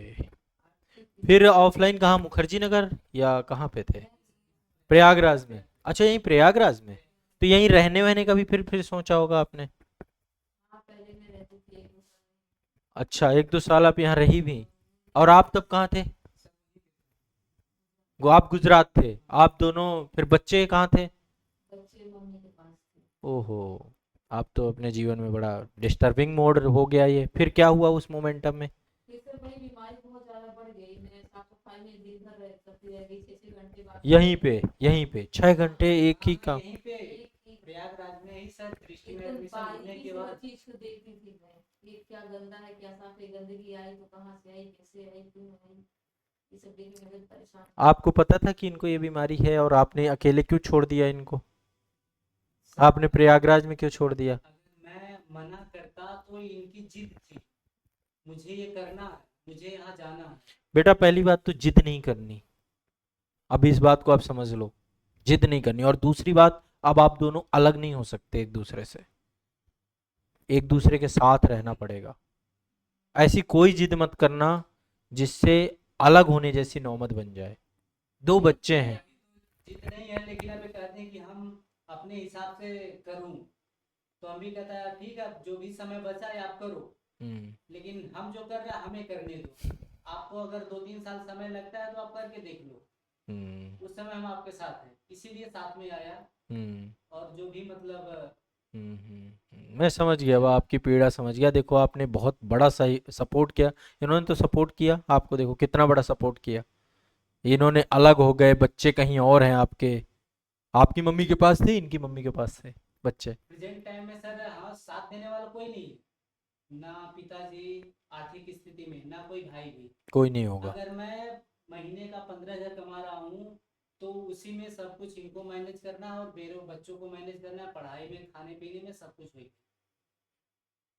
बेटा, अभी इस चीज को भी समझो, आपको इनकी पीड़ा, इनका दर्द, इनकी प्रॉब्लम भी समझनी पड़ेगी, क्योंकि अब आप अलग नहीं हो। बस मेरा यही है ना कि मुझे 1-2 बार बस एग्जाम दे दे। नहीं, ठीक है, वो तो मना ही नहीं कर रहे हैं, एग्जाम देने को लेकर मना ही नहीं कर रहे हैं। मैं पढ़ाई कर पाऊँ, और मेरा ये सब इतना ज्यादा इसलिए हुआ क्योंकि मैं बहुत बुरी तरह से बीमार हो गई थी। मैं कम से कम इसलिए 10-12 मैं साल सब सोचा ना कि अब आपको जो फिर वो 1,45,000 कैसे अरेंज किए? कहीं से कुछ कर्ज वगैरह लिया या सारे फिर पैसे सारे से कर्ज से? सारे पैसे ओहो, हर मंथली मंथली मैंने ईएमआई भरी? हाँ EMI भरा ओहो हर मंथ। 2 साल लग गए EMI भरते। ओहो, 2023-24 तक छुटकारा मिला हाँ। उससे। तो इसलिए सोचो, मैं फिर सर ऐसा मैं सोचा कि फिर मैं गड्ढे में क्यों तो यहाँ लाने से पहले आपको डर नहीं लग रहा था कि यार फिर ले जा रही, फिर कहीं नहीं सर, फंसा दिया मामला? हाँ मेरे को डर था सर। हाँ। इन्होंने कहा था पहले क्लियर कर लो कितने पैसे लेंगे सर वहां जाने के। अच्छा। अपने पास सर अब रहा नहीं है कुछ, हाँ क्योंकि बच्चों की पढ़ाई भी खर्चे, वहां पे रहना, हाँ और इनकम सर छोटी है।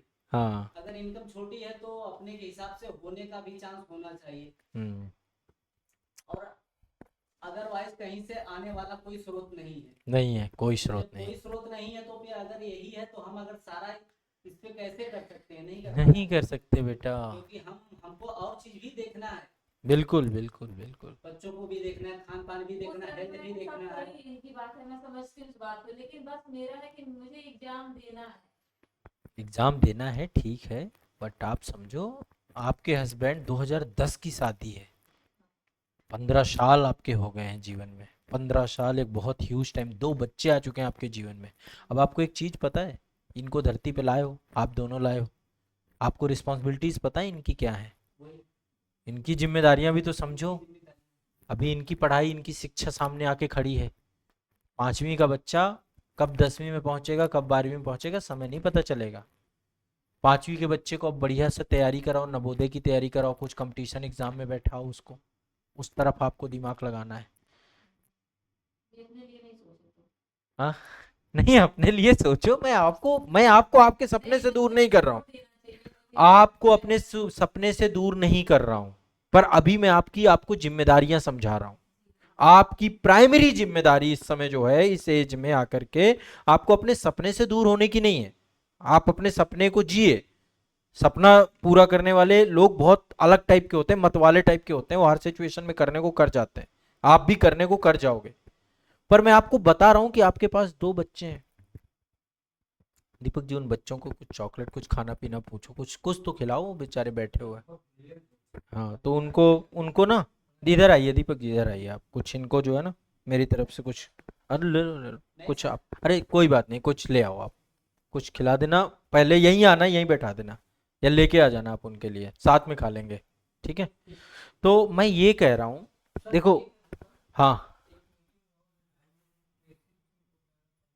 आज का मत रखिए, कल का बोल दो उनको, हाँ कल 12 बजे वाली मीटिंग में अटेंड कर लूंगा, 12 बजे वाली बात, अभी टाइम कितना हो गया, बस हाँ मैं बस फ्री हूँ 12 बजे, हाँ प्रेषित जी लोगों को ले कल आ जाए, है ना।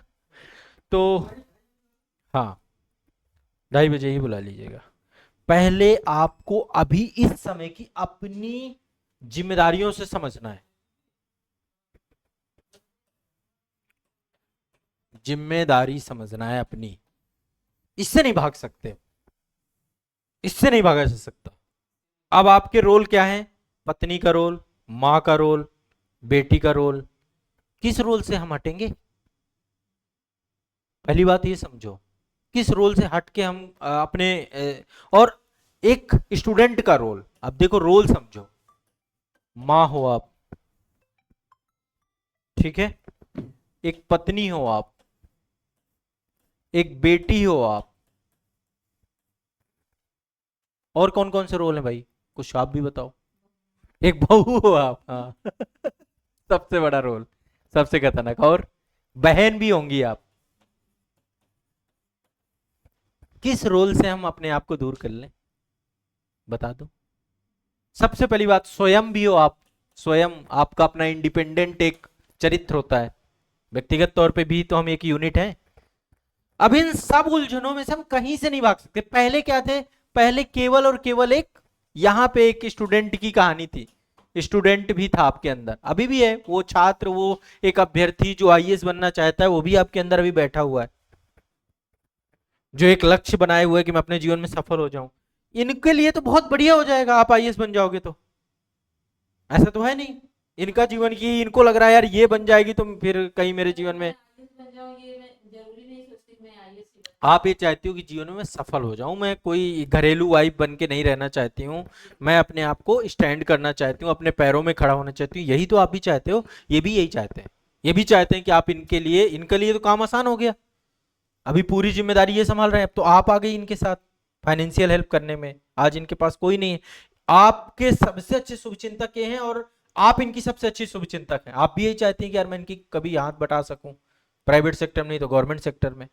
तो ये कोऑर्डिनेशन के बावजूद भी ये वाले रोल भी आपको बहुत खूबी निभाने हैं, और इनमें से किसी भी रोल में आप कमजोर हुई, किसी भी रोल में कमजोर हुई, आप उठा सकते हैं, यदि कोई बहुत अर्जेंट हो बता दीजिए, किसी भी रोल में आप कमजोर हुई, मां के रोल में, पत्नी के रोल में, बेटी के रोल में, बहू के रोल में, बहन के रोल में, या स्टूडेंट के रोल में, आप अपने जीवन में असफल ही कहलाएंगी, आप कोई भी जिम्मेदारी नहीं छोड़ सकते।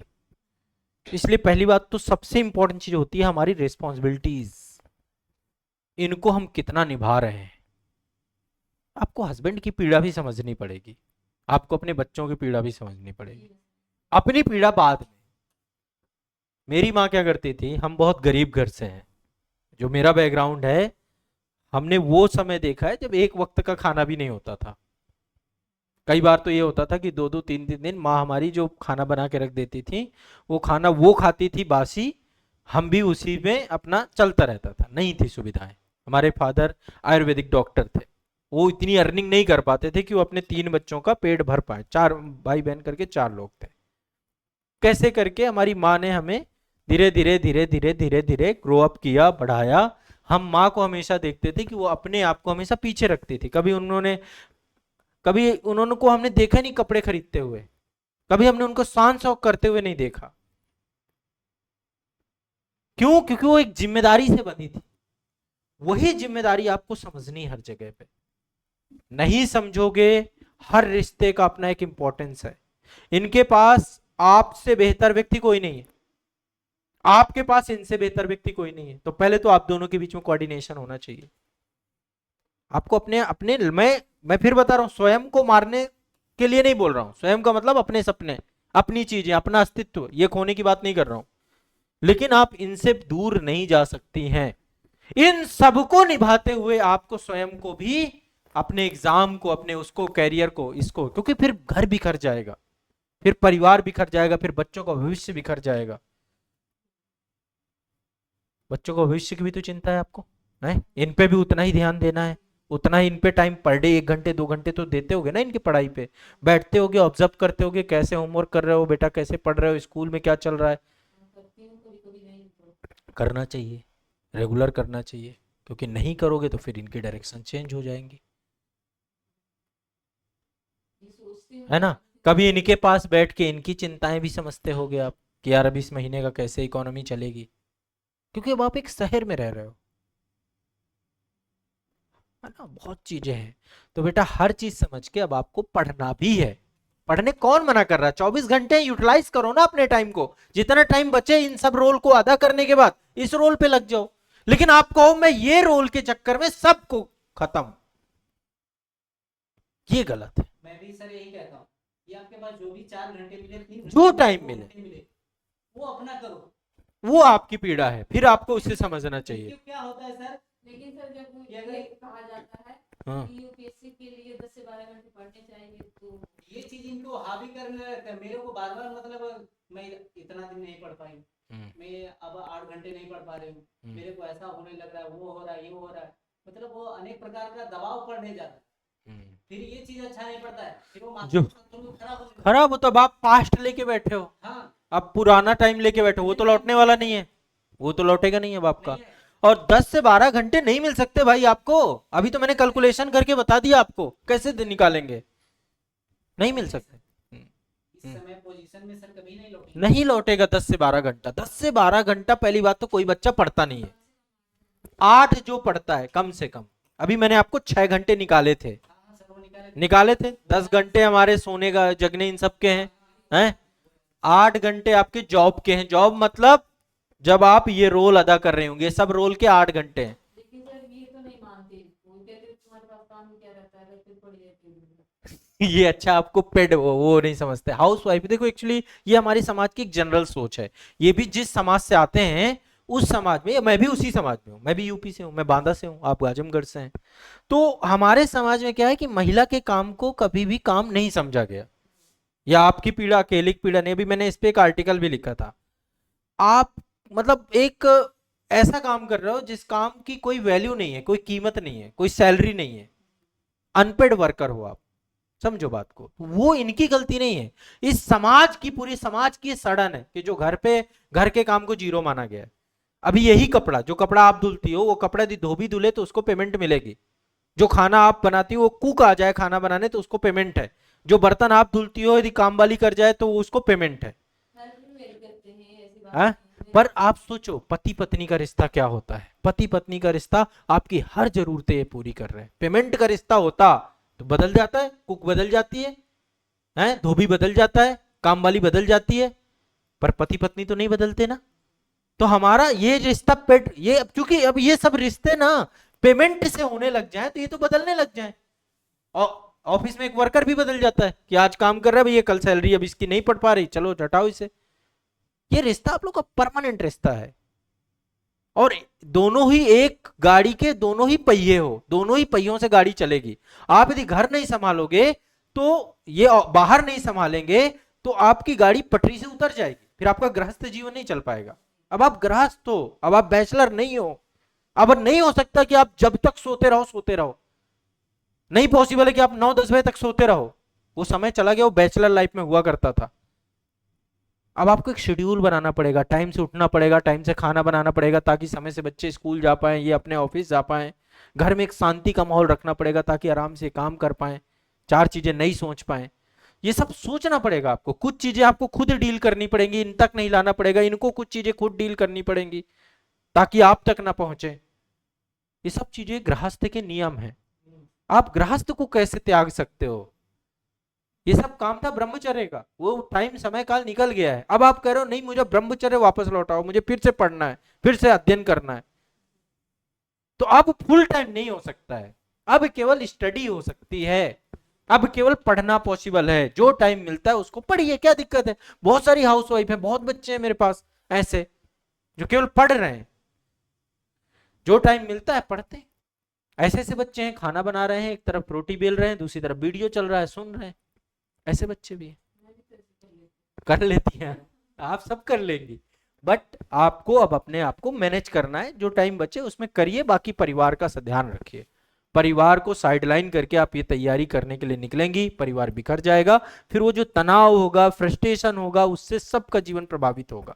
घर में कलह का माहौल पैदा होने लग जाएगा। आपस में जितना खुश रहोगे, जितना कोऑर्डिनेशन बैठा पाओगे, उतना ही बढ़िया जीवन बन जाएगा। अब एक चीज नहीं चल रही, अब साथ में इतनी सारी चीजें चल के पढ़ाई चलेगी।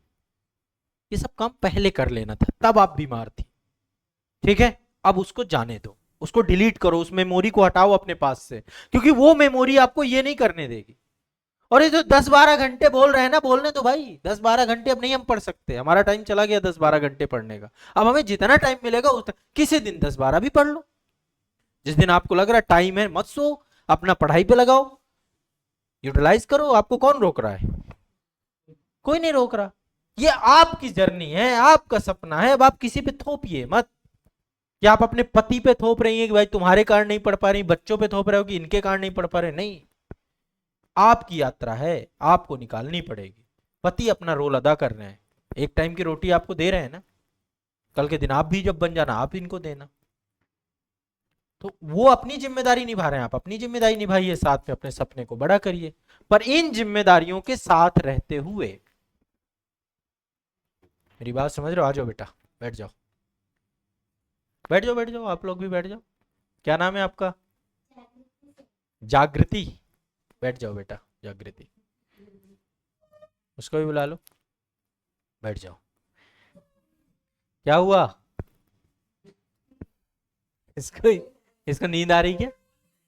हाँ, अच्छा नहीं लग रहा है? अरे बैठ जाओ, बैठ जाओ, मैं डांटूंगा नहीं। अरे ये तो मुस्कुरा रही है। चलो, तो मेरी बात समझ में आ रही है ना? किसी तरह का कोई डाउट है, कुछ पूछना चाहते हैं? पूछना चाहता हूँ, हाँ, आपको क्या लगता है इनका मतलब कुछ ऐसा कुछ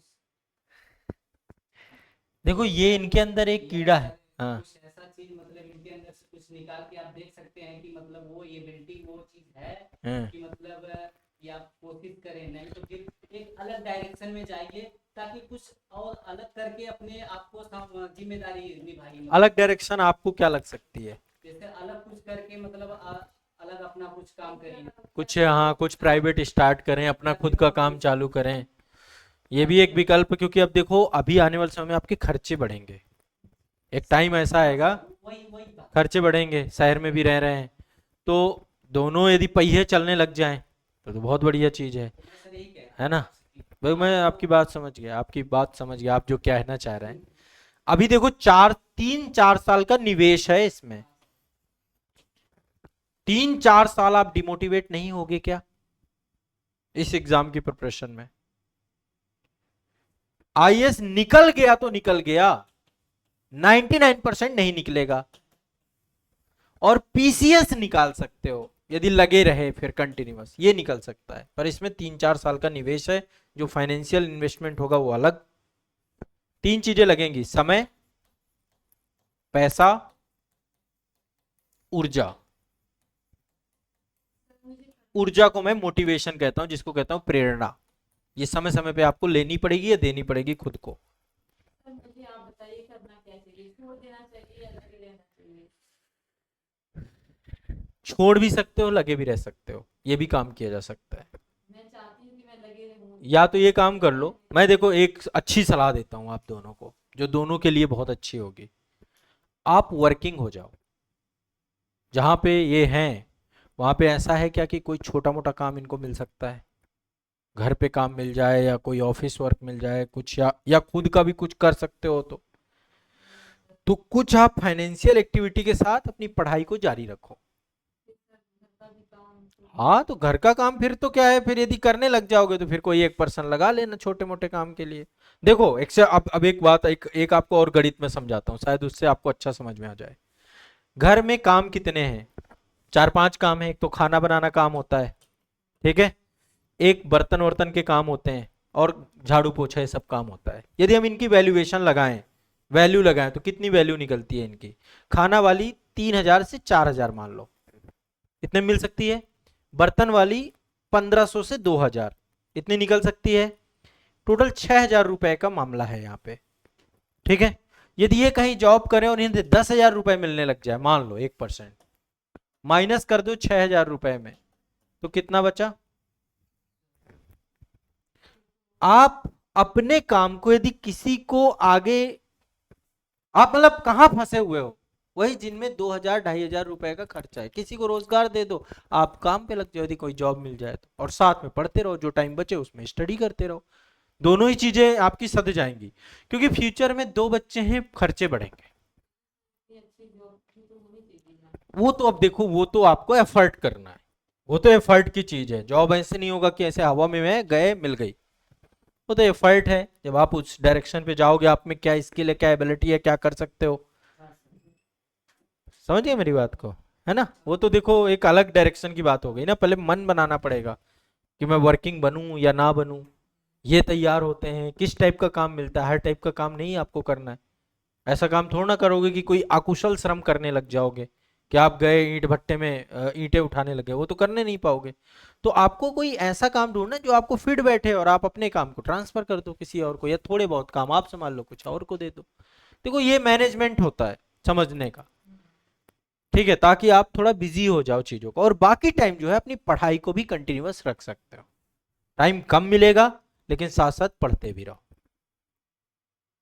रही बात सिलेक्शन होगा नहीं होगा, हो सकता है, होता है। आप जैसे बहुत सारे बच्चे मैंने देखे हैं। एक तरीका है, क्योंकि देखो फाइनेंशियल सपोर्ट नहीं है बहुत ज्यादा बड़ा, यही है एकमात्र करता धरता। या तो आप इनके साथ समानांतर आके खड़े हो जाओ, अन्यथा की स्थिति में आप डेडिकेशन के साथ जितना टाइम आपका बचता है उतना फिर पढ़िए, जब तक आपको कोई दूसरा काम नहीं मिलता। खुद का कुछ करना चाहो तो खुद का इनिशिएटिव भी कर सकते हो, उसमें टाइम भी प्रॉपर मिल जाता है, और साथ में पढ़ते भी जाओ, अपना काम भी देखते जाओ, खुद का भी कुछ कर लो। 500 चीजें होती हैं, कोई भी काम आप ऐसा कर लो, छोटा बड़ा मत समझो। खुद के काम में छोटा बड़ा नहीं समझा जाता कि यार ये काम तो बहुत छोटा है, ये काम तो बहुत बड़ा है। फिर कुछ भी शुरू कर दो जिससे 4 पैसा आप घर पे ला पाओ। कुछ भी का मतलब ऐसा काम, जैसे मतलब कुकिंग ही है, आपको खाना पसंद है, आप एक ऐसा कुछ ना कुछ स्टार्टअप कर सकते हो अपना छोटा सा। सोचने की बात है। देखो मैं हर डायमेंशन से सोच के बता रहा हूँ। पैसा इस अर्थ युग में चल रहा है, सब काम पैसे से ही पूरे होंगे, तो पैसे होने चाहिए अपने पास। नहीं होंगे पैसे तो तनाव में आ जाओगे, डिप्रेशन में आ जाओगे। आज तैयारी कर रहे हो, कल के दिन पैसे नहीं हुए। कोई भी बच्चा जो रोजगार नहीं होता है, वो डिपेंडेंसी में, पहले कहता हूँ रोजगार का माध्यम बना लो, ठीक है ना। कुछ ना कुछ आपको पढ़ाई प्लस साथ में ये काम। गलत लग रहा है क्या मेरी बात? प्रैक्टिकल बातें हैं सारी, ये प्रैक्टिकल हैं। ये सब बातें ऐसी नहीं है कि मैं आपको बिल्कुल, अरे तो अगले साल आप तो निकाल ही दोगे, आप तो ऐसा दिख रहा है कि जैसे आप में बिल्कुल डीएम बैठा हुआ है। ये सब बातों से बात बनेगी नहीं। रही बात आप में कितनी प्रतिभा है, आप कितनी ऊर्जान्वित हैं, जब आप पढ़ना चालू करोगे आपको खुद पता चल जाता है, अपने अंदर गुण इंटरनल आपको पता चल जाता है कि यार ये एग्जाम के लिए मैं कितना फिट हूँ। हैं, अभी 1-2 साल के पेपर, 3 साल के पेपर लगाओगे, लिखोगे, आपको खुद आइडिया लग जाएगा। ठीक है, पर पढ़ाई के लिए मैं कब रोक रहा हूं आपको, मैं कब कह रहा हूं कि आप पढ़ना बंद कर दो, पर अपनी जिम्मेदारियों से मत भागो। आपकी जिम्मेदारियां आपके सामने हैं। बच्चे कल के दिन जब इनके खर्चे आएंगे, इनको पढ़ना होगा, तब कहां से लाओगे? इनको भी तो अभी पढ़ाना है आगे चल के, 5 साल 6 साल 10 साल की क्या आपके पास व्यवस्था है? तब फिर या तो इनकी पढ़ाई पे कंप्रोमाइज करो, इनको सेक्रीफाइस करो, ये नहीं कर सकते। अगर नहीं कुछ हो पाता तो फिर बाद में जीरो हो जाते हैं। सारी चीजें जीरो हो जाएंगी। ठीक है, तो दोनों चीजों पे सामंजस्य बैठाओ, अपनी पढ़ाई मत रोको। कौन बोल रहा है आपको पढ़ाई रोकने का? ऑनलाइन आज के टाइम पे दुनिया है, ऑनलाइन माध्यम से आप जुड़ो, पढ़ते रहो, अपना क्लास करते रहो, सारी चीजें।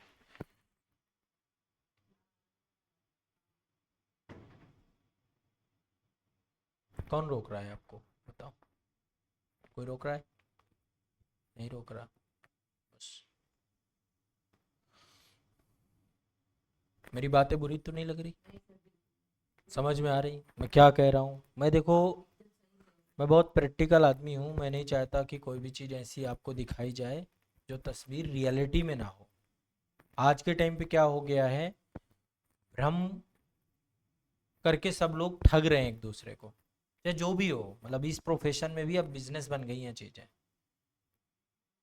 ठीक है, पढ़ाई बिजनेस नहीं है, पढ़ाई आपके नॉलेज को बढ़ाती है। मैं इसलिए पढ़ने से रोक ही नहीं रहा हूँ आपको, जो टाइम बचता है उसमें पढ़िए, लेकिन अपनी जिम्मेदारियों को छोड़ के मत जाइए। आपकी जिम्मेदारियां बहुत प्रायोरिटी वाली है, आप एक माँ बाप हो, ठीक है ना? बहुत सारी आप ऐसे ही सही कुछ भी बना दे, वो भी जाए साल 2 साल के लिए।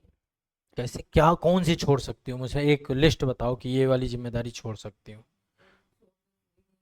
कोई एक कहानी बता दो। आप पत्नी का रोल छोड़ सकते हो, माँ का रोल छोड़ सकते हो, हाँ या ना? ना है? अभी आपकी परिवार में कोई तबीयत खराब हो जाए, किसी की मेजर, किसी की भी मेजर खराब हो जाए, उसमें तो आपको जाना पड़ेगा, पहुंचना पड़ेगा। कौन सा रोल छोड़ सकते हो आप? आपको कोई रोल दिखेगा नहीं छोड़ने का। रिश्ते छोड़ नहीं सकते ना। बैठ जाइए, बस 2 मिनट में सेशन को समाप्त करेंगे। अब पढ़ाई नहीं रोकनी है, पढ़ाई का मन है करो, ये तो बहुत अच्छी बात है कि यार मेरे अंदर अभी पढ़ाई वाली एनर्जी बैठी हुई है, पर अपनी जिम्मेदारियों से भाग के नहीं। बस एक बच्ची थी, एक जिसने रैंक 2 आई थी, अनु कुमारी नाम है उनका, अभी का सिलेक्शन नहीं है, शायद 2018 के आसपास हाँ उनका सिलेक्शन हुआ। बच्चा था, सब कुछ था, उन्होंने पढ़ा, निकाल के सिलेक्ट हो गई वो। लेकिन अब एक्चुअल में उन्होंने अपनी लाइफ में किस तरीके के चैलेंजेस देखे होंगे और आपके लाइफ के किस तरीके के चैलेंजेस हैं, इन दोनों को आपको समझ के सामंजस्य बैठाना है। तो पढ़ाई के लिए आपको अपने आप को कभी मत रोको, पढ़ाई कर रहे हो करो, कोई भी करे, ये भी पढ़े, मैं तो कहता हूँ इनको भी अपना टाइम जो बचे बुक्स पढ़ो, कुछ पढ़ो, पढ़ाई तो करते रहना चाहिए। मुझे मैथ पढ़ा दीजिए, इनको आता है तो मुझे नहीं पढ़ा। ये नहीं पढ़ा पाएंगे, आप अपने बच्चों को नहीं पढ़ा पाएंगे, उसके लिए टीचर चाहिए। टीचर का कॉन्सेप्ट क्यों है, आप इनसे नहीं पढ़ पाओगे, आपका रिश्ता ही अलग है आप दोनों का। टीचर का रिश्ता है कि आप उसकी बात मान जाओगे, आप अभी पढ़ोगे, पता थोड़ी देर बाद आपकी आपस में कोई बात को लेकर इरिटेशन हो गई, लड़ाई हो गई, कोई बात हो गई, नहीं पॉसिबल है। एक दिन हो सकता है कि आप ये कोई चीज़ नहीं समझ में आई, इन्होंने बता दिया, पर वो चीज़ रेगुलर नहीं हो सकती। मैथ सीखने में आपको 6 महीने लगेंगे, 6 महीने के लिए ये नहीं आपको टाइम दे पाएंगे, ये नहीं करेंगे। उसके लिए फिर आप हजार भी, यूट्यूब पूरा खुल भरा पड़ा है, वहां से देख लो, नहीं तो फिर आप कोई कोर्स ज्वाइन करो। हाँ ठीक है।